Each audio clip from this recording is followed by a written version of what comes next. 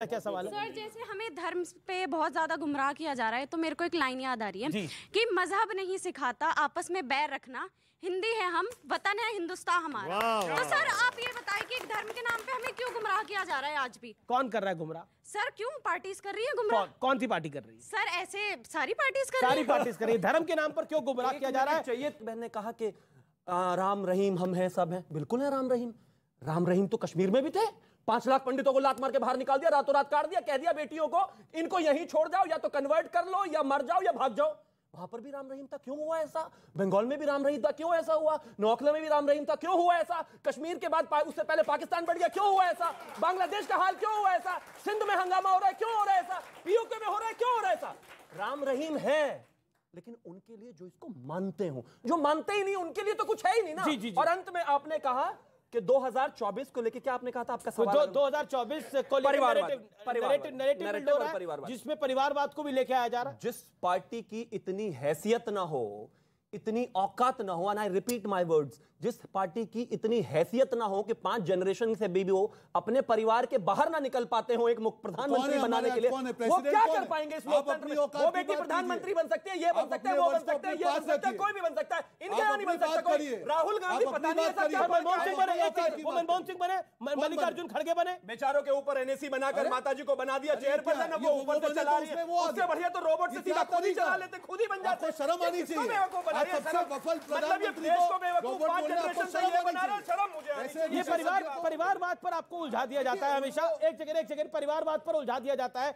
BJP कहती है कि ये क्या लोकतंत्र की बात करेंगे जो परिवारवाद से बाहर नहीं निकल पा रहे। बीजेपी सोनिया जी का नाम लेती है, इंदिरा जी का नाम लेती है, स्वर्गीय राजीव जी का नाम लेती है, पंडित नेहरू का नाम लेती है, राहुल जी का नाम लेती है, प्रियंका गांधी वाड्रा का नाम लेती है, रॉबर्ट वाड्रा का नाम लेती है, अब तो रेहान वाड्रा का नाम भी लेने लगे हैं ये लोग। देखिए अमित जी, मुझे लगता है शर्म आनी चाहिए जो भाषा का ये प्रयोग करते हैं। मनमोहन सिंह जी जैसे सबसे सफल प्रधानमंत्री के लिए रोबोट जैसा उनको शर्म आने, डूब बनना चाहिए, हंसने की बात नहीं है। आप दांत मत दिखाइए, आप दांत मत दिखाइए, एक शर्म की बात है आपके लिए, शर्म होनी चाहिए, एक लिमिट रखनी चाहिए, एक लिमिट रखनी चाहिए। मतलब आपको कोई डरने के लायक हो ही नहीं, आप ज्वाइन कर लो। दूसरी बात आपने कहा सोनिया जी सत्ता में नहीं रही जब वो चाहती 2004 में प्रधानमंत्री बनना। 10 साल तक जो डिजर्विंग थे मनमोहन सिंह जी को प्रधानमंत्री बनाया, जिसने देश को सुशासन दिया। आज हमारे अध्यक्ष कौन है? मल्लिकार्जुन खड़गे जी हैं, वो चुन के बने हैं, कोई गांधी परिवार के नहीं है। कौन से मुंह से आप बोल रहे हैं? इनके वहां तो ऐसे ही एक्सटेंड कर दिया गया, जो नड्डा जी अपने वहां चुनाव हार गए उनको एक्सटेंड कर रहे हैं। तो आज हमको कोई परिवारवाद की बात ना करे,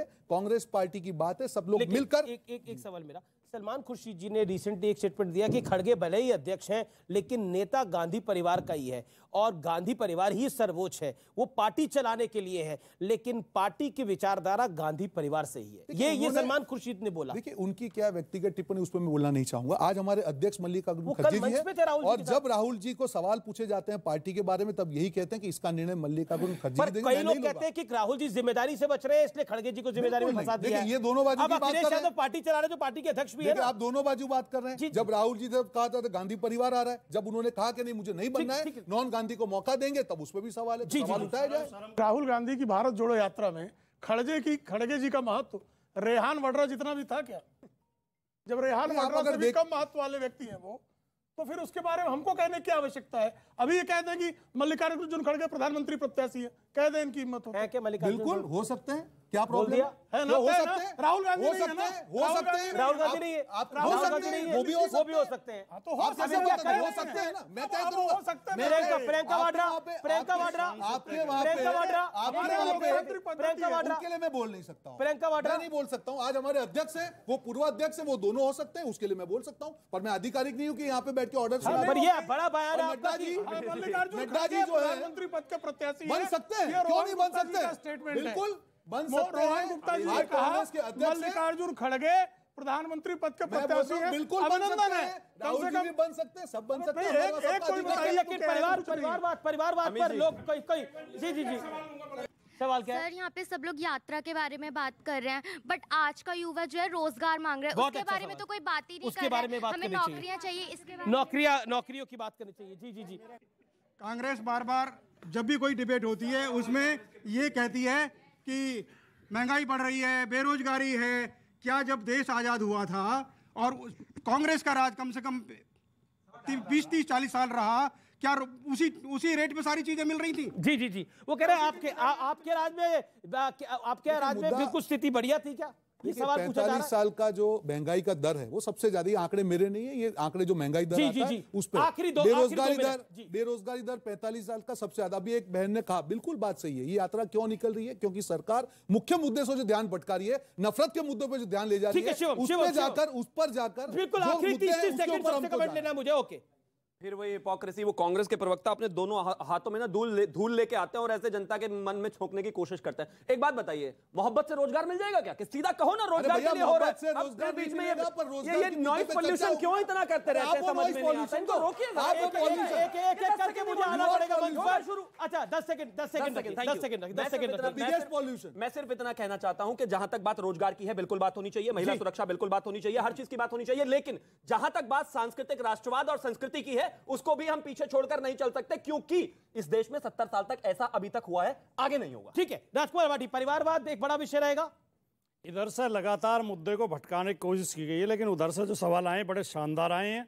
ये इस बात का सबूत है कि बीजेपी लाख कोशिश करे लेकिन जनता मुद्दे को भटकने नहीं देगी। चुनाव में इनसे सवाल पूछे जाएंगे, रोजगार पर, महंगाई पर, भ्रष्टाचार पर सवाल पूछे जाएंगे। क्योंकि अभी जगदानंद सिंह ने एक बयान दिया है, विवादित बयान दिया है। उन्होंने बोला, कंकड़ में सिमट कर कुछ पत्थरों की चार दीवारी में चले गए हैं राम, जहां नफरत की जमीन पर राम के मंदिर का निर्माण हो रहा है। अब इंसानियत को बदले उन्मादियों के राम बचेंगे।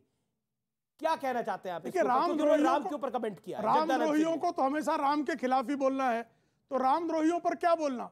राम जो परात्पर ब्रह्म है राम, उन राम के प्रति इस तरह के अपशब्दों का प्रयोग, ये सड़े हुए सेकुलर सोच का जो है घृणित प्रदर्शन है। आपके साथ गठबंधन में बिहार के अंदर है आरजेडी के प्रदेश अध्यक्ष जगदानंद सिंह, उन्होंने जो रामलला पर विवादित बयान दिया उस पर आपका क्या कहना है? बिल्कुल नहीं होना चाहिए। भगवान राम हम सबके श्रद्धा के विषय, उनके ऊपर कोई राजनीतिक बयान नहीं होना चाहिए, ना राजनीति होनी चाहिए, ना बयान होना चाहिए। मुद्दों पे राजनीति होनी चाहिए, जनता के मुद्दों पे राजनीति होनी चाहिए। और नफरत की बात जो लोग भी करते हैं, अपने आप को यहाँ पे विशेषज्ञ कहकर नहीं होनी चाहिए। मैं वो भी बोल रहा हूँ, बिल्कुल नहीं होनी चाहिए। जो भी आदमी, आप जानते हैं अमीश भाई, मैं जब डिबेट करता हूँ न्यूट्रल बात आती है, भगवान राम की बात होती है, देशभक्ति की बात होती है, किसी का अधिकार नहीं कि देश के खिलाफ बोले। पर जब सत्ता सरकार में होती है, तारीख नोट कर लिया राम मंदिर के बनने की, कर रखी है ना, बिल्कुल 1 जनवरी 2024 तो जाएंगे, बिल्कुल जाएंगे। क्यों? बहुत बहुत शुक्रिया, बहुत बहुत शुक्रिया आप तमाम लोगों का इस चर्चा में जुड़ने के लिए।